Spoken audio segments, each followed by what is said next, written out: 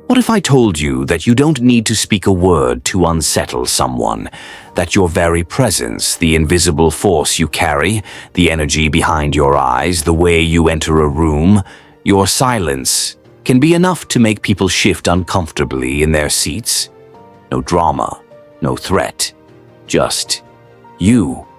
And what if I told you that this silent power, this haunting magnetism, might not be arrogance or coldness, but your aura? An aura Carl Jung might have described not with mysticism, but with psychological weight, an extension of your unconscious self, bleeding into the room before you even say hello. Most people think charisma is about being loud, being liked, being socially magnetic. But what if your power comes from the opposite, from stillness, from mystery, from the kind of presence that doesn't entertain but reveals, that doesn't try to be seen but cannot be ignored? If you've ever noticed people avoiding eye contact with you for no clear reason, or friends saying you're hard to read, or even strangers projecting emotions onto you that you never intended to express, you might be carrying something rare. You might be carrying an aura that scares people without even realizing it. This isn't about superstition, it's psychology. Deep, ancient psychology. Carl Jung believed that what we repress, our shadow, doesn't just stay buried. It radiates. It seeps out in our micro-expressions, our body language, even in the silence between words. And for some, the integration of their inner world, both light and dark, creates a presence that's hard to ignore. It's not that you're doing something wrong. It's that you make others aware of what they're ignoring in themselves. You awaken the unconscious in people who are desperately trying to stay asleep. And that, in this world, is terrifying. Let's explore this deeper. Have you ever walked into a room and felt the air change? You didn't speak. You didn't smile. But suddenly people became tense. Conversations slowed. Eyes darted toward you, then quickly looked away. That's not arrogance.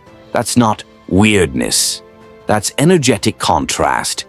You're carrying depth in a world that rewards surface. You're exuding self-awareness in a society addicted to distraction.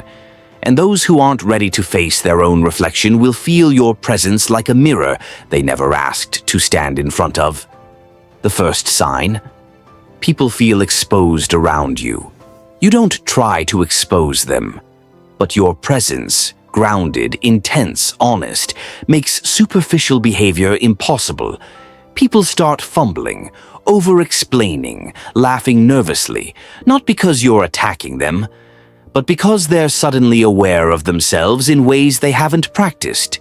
You don't play the usual social games. You don't flatter just to belong. And you don't perform small talk as a way to avoid stillness. And stillness, to many, is a threat. It invites honesty, reflection, space for truth. And truth, as Jung wrote, is often buried under years of denial, defense, and distraction. So when someone with a powerful aura shows up, someone who's done the inner work, someone who's not afraid of their own darkness, they disturb the fragile equilibrium of those who haven't. It's like being a lighthouse in a room full of flickering bulbs. You don't have to flash. You just shine. And that alone is confronting. Another sign? People accuse you of being too intense, even when you're being quiet. This is classic projection. In Jungian terms, people unconsciously project what they can't face onto others. So your presence becomes a canvas, their insecurities, their unresolved fears, their unspoken regrets. They see what they need to see, not who you truly are. And if your energy reflects something deep, something ancient, something untamed, they might not even have words for it, just a feeling, a discomfort, a fear. And so they label you intimidating, aloof, too much. But what they're really saying is, you make me feel something I don't want to feel. You challenge the mask I wear. That's not your fault. In fact, it's a mark of power, a rare, inconvenient kind of power. And here's the paradox. It's not even about dominance. It's not about control. It's about presence. Real presence. Most people are half present, half scattered, half asleep. But you're here, fully, rooted in your body, rooted in your thoughts, rooted in your boundaries.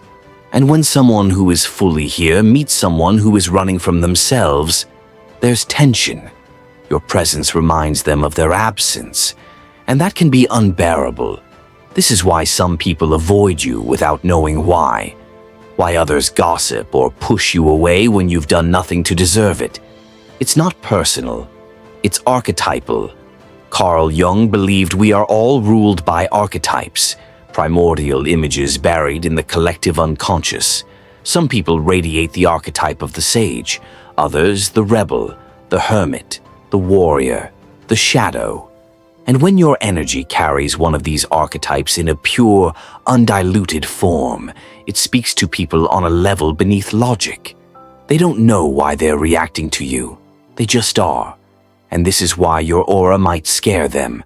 Because it's not you they fear, it's what you represent.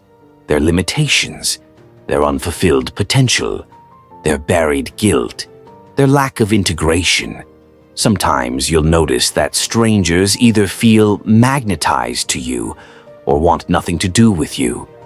There's rarely an in-between, because your aura doesn't entertain neutrality.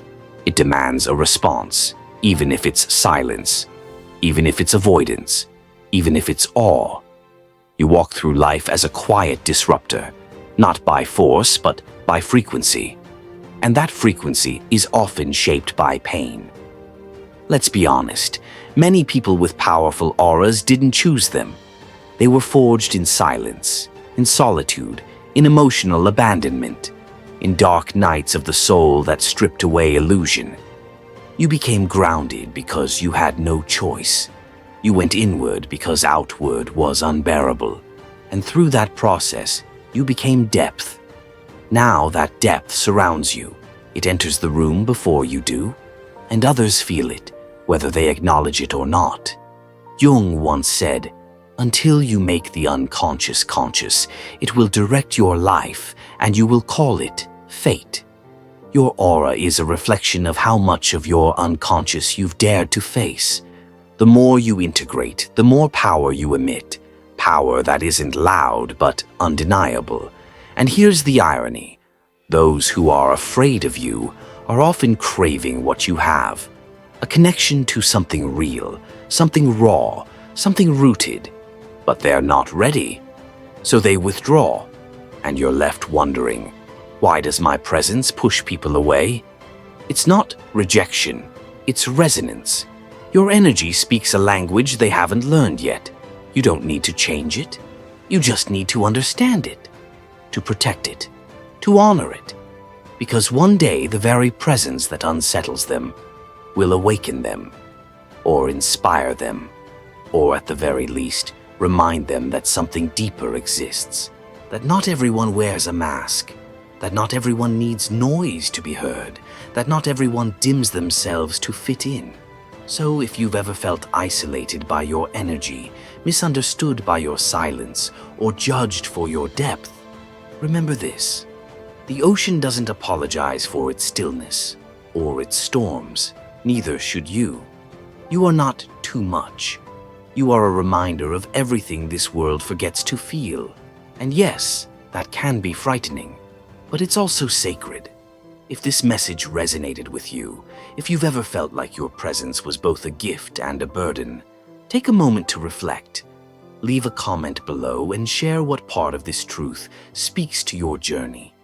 And if you found value in this exploration, don't forget to like the video, subscribe for more introspective deep dives, and hit that bell icon so you never miss a moment of clarity.